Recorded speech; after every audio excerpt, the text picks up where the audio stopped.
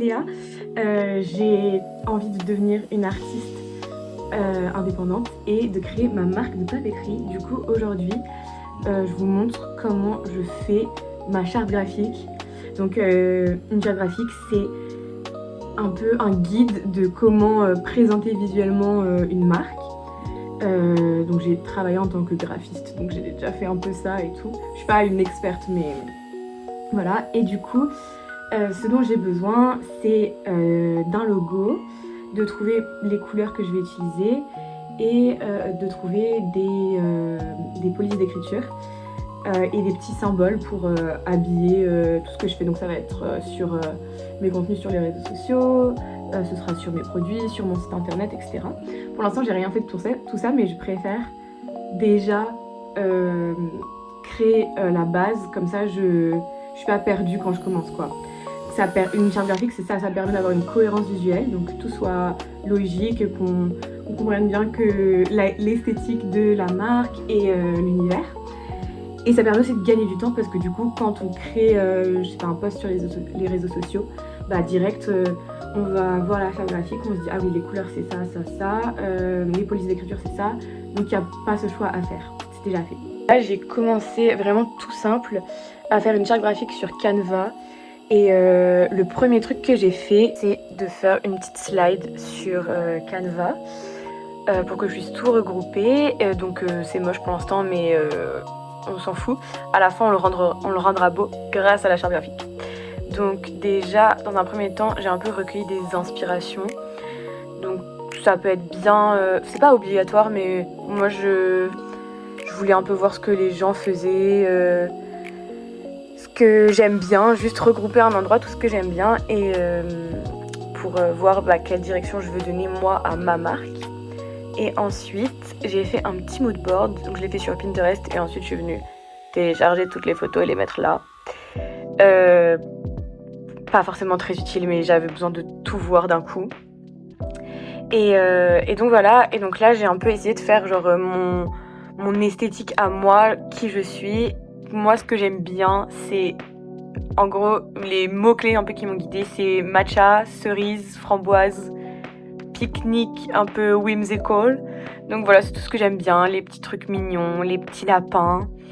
Et là, vraiment, c'était un mood board plus pour me guider sur les couleurs, parce qu'après, sur à quoi mon art il va ressembler, etc., ça, c'est plus moi, devant mon carnet de croquis qui le crée et qui le décide. Et ensuite, de ces images, j'ai essayé d'extraire des couleurs. Donc pour l'instant, je suis arrivée à celle-là.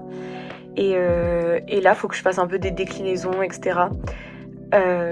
Pour avoir plus de variété. Mais ça commence à être pas mal.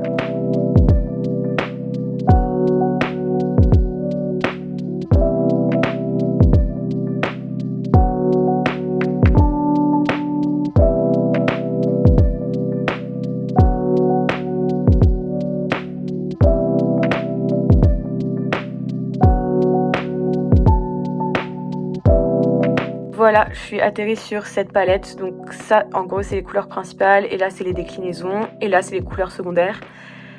Moi j'aime bien fonctionner comme ça. Après je vous disais, je suis pas une experte, donc ça viendra sans doute à changer au fur et à mesure. Quand je ferai des trucs, peut-être je me dirai il y a une couleur qui manque, ou il y a une couleur qui est pas exactement bien.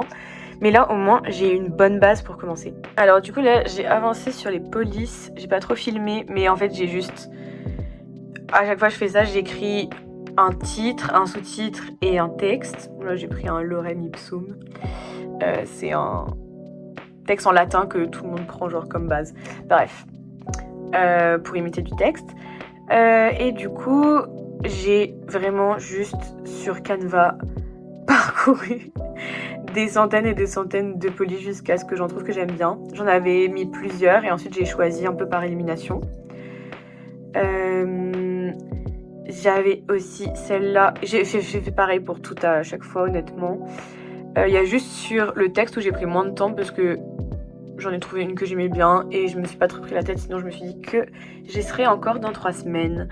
Voilà, et j'en ai aussi gardé quelques-unes qui sont un peu différentes pour si j'ai envie de varier, ou juste aussi pour les garder sous la main parce que je les aime bien. Et donc maintenant que j'avais mes couleurs et mes polices, notamment ma police principale, j'ai un peu décliné le nom de ma marque en couleurs pour me donner une idée.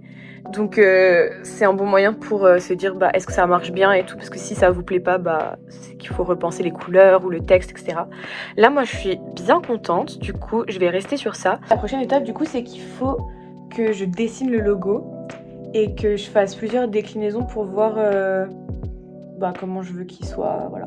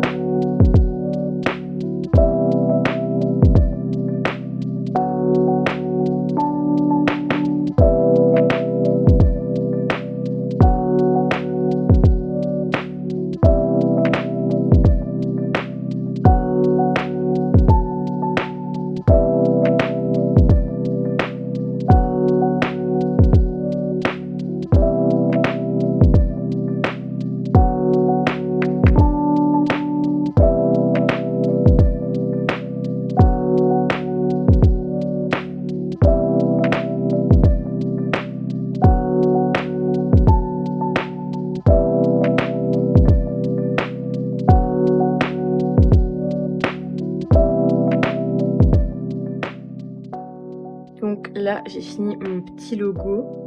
Je suis plutôt contente, il est mimi. Et du coup, je l'ai exporté en PNG pour bien avoir le fond transparent.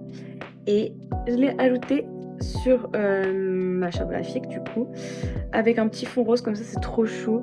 Donc là, je vais le décliner en forme un peu carte de visite pour voir ce que ça donne. Et puis voilà, et après, dernière chose, je chercherai des petits éléments... des petites icônes, des petits trucs pour décorer quand je fais des posts Insta et tout, pour avoir un peu une banque d'images.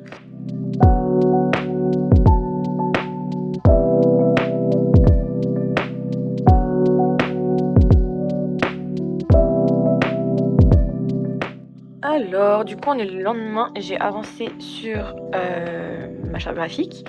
Donc là, j'ai fait genre un peu des tests pour voir si ça marchait en format carte de visite avec le logo, le nom et tout, et les couleurs. Et donc, je suis plutôt satisfaite, j'aime bien. Ça peut permettre de faire ça, d'un peu se décider s'il y a des couleurs qui marchent pas ou ce genre de choses. Ou si la police, elle marche pas avec le reste. Et j'ai fait des petites déclinaisons avec des petites textures en fond comme ça, pour voir. Et ensuite là, j'ai cherché, alors ça m'a pris, c'est très time consuming. J'ai cherché plein de petites icônes comme ça sur Pinterest. J'ai retiré le fond avec un site qui était gratuit. Et j'en ai fait des petits stickers, comme ça je pourrais mettre sur mes posts, etc. Et je les ai tous là, comme ça c'est pratique, je peux venir les rechercher facilement. Et j'ai aussi cherché des petits fonds comme ça pour habiller des posts ou autres. Donc pareil, je suis restée dans le thème un peu... les mots-clés que je me suis dit, c'est un peu whimsical picnic. Je pense qu'on est pas mal là. Du coup, comme j'ai fini, j'ai tout remis en page joliment. Comme ça, je pourrais revenir à ma charte graphique à chaque fois et pas être terrifiée par la mise en page. Hop, et comme ça, c'est tout cohérent, c'est tout joli. Et ça permet aussi de faire un premier test de la charte. Et moi, dans mon cas, ça me plaît bien, donc c'est validé, quoi. Hop. Et voilà. Voilà du coup comment j'ai créé ma charte graphique, ma DA. Ça m'a pris une journée, je dirais. Bon, ça peut être moins long, mais moi j'aime bien aller chercher plein de petits éléments, plein de petits trucs.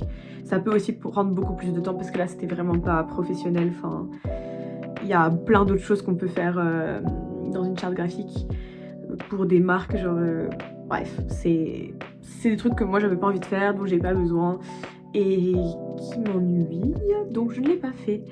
Je suis pas une experte non plus, mais là le but vraiment pour moi c'est juste d'avoir une charte graphique qui est efficace, qu'elle soit vraiment ma boîte à outils où je peux revenir tout le temps pour gagner du temps et avoir un thème cohérent.